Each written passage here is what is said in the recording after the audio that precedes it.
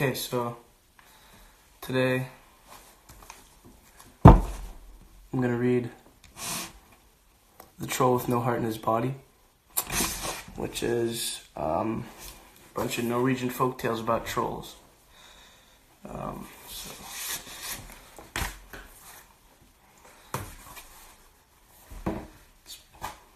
This is a book that I had since I was a kid, and my dad used to read it to me. And yeah, some of them are scary, but other ones are really cool. So there's a bunch of different stories. There's Three Billy Goats Gruff, classic. I think I'm gonna go with the second one, which is page 23.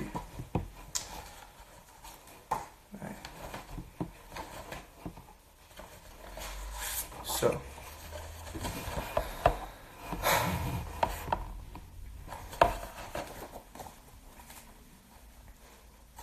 the boy who became a lion, a falcon, and an ant.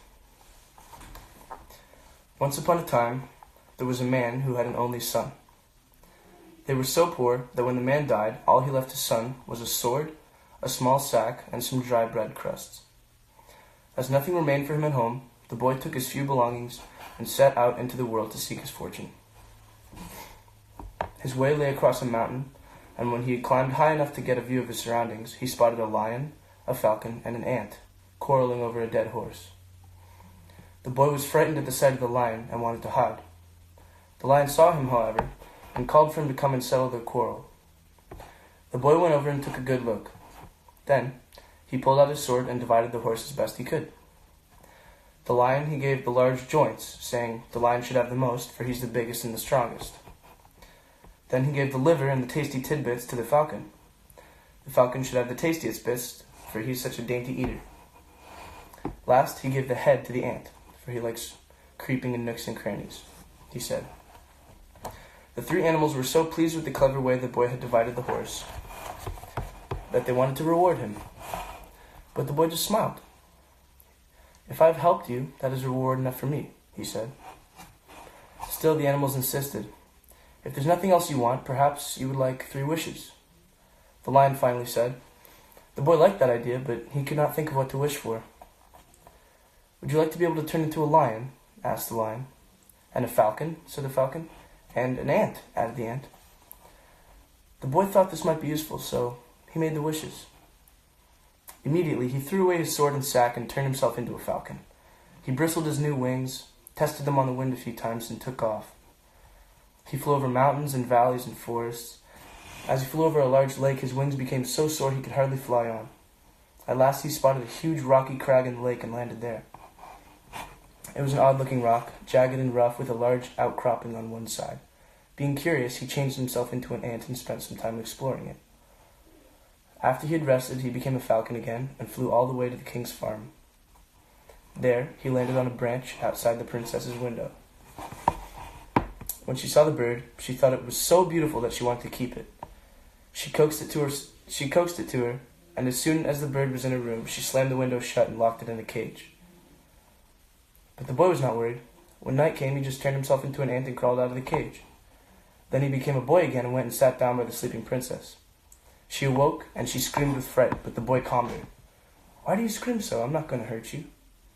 "I thought you were the troll I'd been promised to." "How in the world did you get promised to a troll?" asked the boy.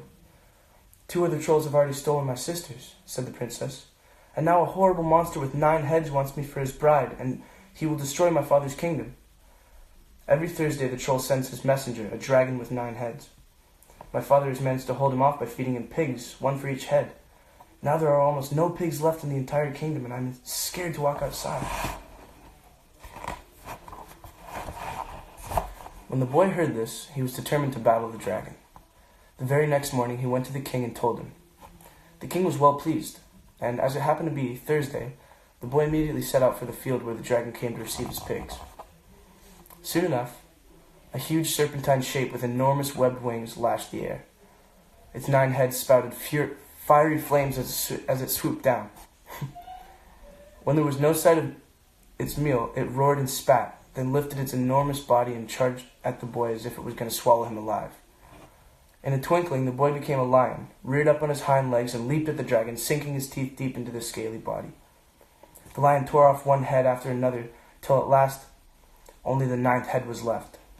But that was the strongest head. In its mouth were 9 forked tongues, and it spouted blazing venom as it lashed its mighty tail and attacked.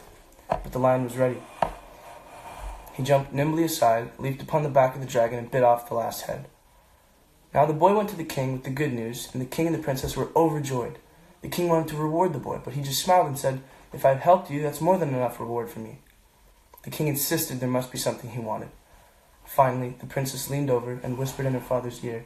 With a smile, the king turned, saying, "My daughter said that if there's nothing else you want, perhaps you would like for her to be your bride."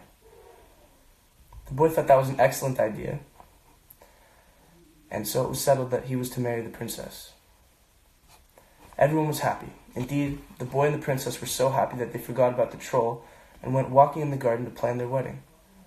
Suddenly, the horrible troll with 9 heads came upon them, seized the princess, and flew off with her through the air. The boy ran to tell the king, then changed into a falcon and sped off.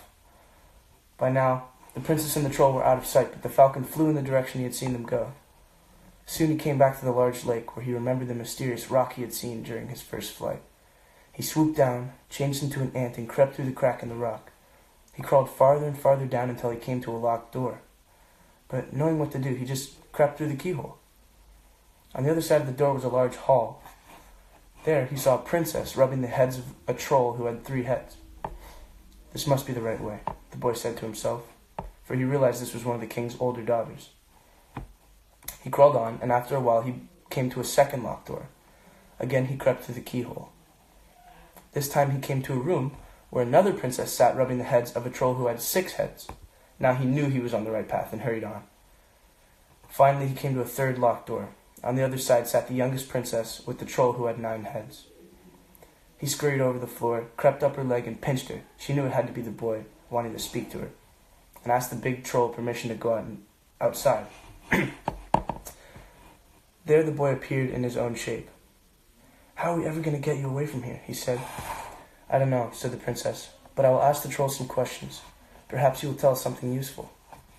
The boy turned back into an ant and settled on the floor. The boy turned back into an ant and settled on her foot. The princess returned to the troll, and after a while she began to sigh and appear lost in thought. "What is all this moaning about?" roared the troll. "You are forgetting to rub my head. The pain is coming back." "Oh, it's just that I'm so sad, thinking that perhaps I shall never see my father again," said the princess. "That's right, you never will," gloated the troll. "You're mine now." "Is there really no way to see my dear father and my dear country again?" "There is only one way, but no one will ever discover it," said the troll. "It is a secret." The princess took the troll's biggest head in her lap and began to rub it. "Perhaps you'll tell me. There's no harm in that, surely." The troll thought about this.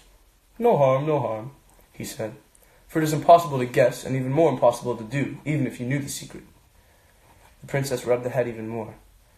Finally, the troll could keep his clever secret no longer. "To free you, someone must find the grain of sand hidden under the 9th tongue in the 9th head of the dragon, and drop that grain down the crack in the rock above us. Then and only then would you be free, but no one will ever guess it," he said, thinking himself very clever indeed. Idiot. Well, as soon as the boy heard this, he crept down from the princess's foot, out through all the keyholes, and up the crack in the rock. There he became a falcon, and flew to where the dragon lay. He found the 9th head, and carefully lifted each tongue. At last he found a tiny grain of sand under the 9th tongue, picked it up with his beak, and flew off. When he came back above the rock, he took careful aim and dropped the grain of sand so it fell cleanly through the crack. Suddenly, the rock cracked asunder, and the sun shone straight on the 3 trolls sitting there.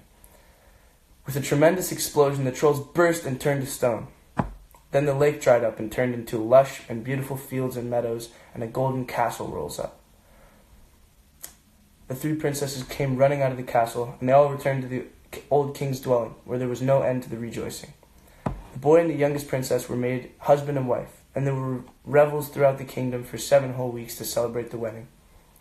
Then the boy and the princess went to live in their golden castle and fared well to the end of their days. Snip, snap, snout. This tale's told out. That's the end.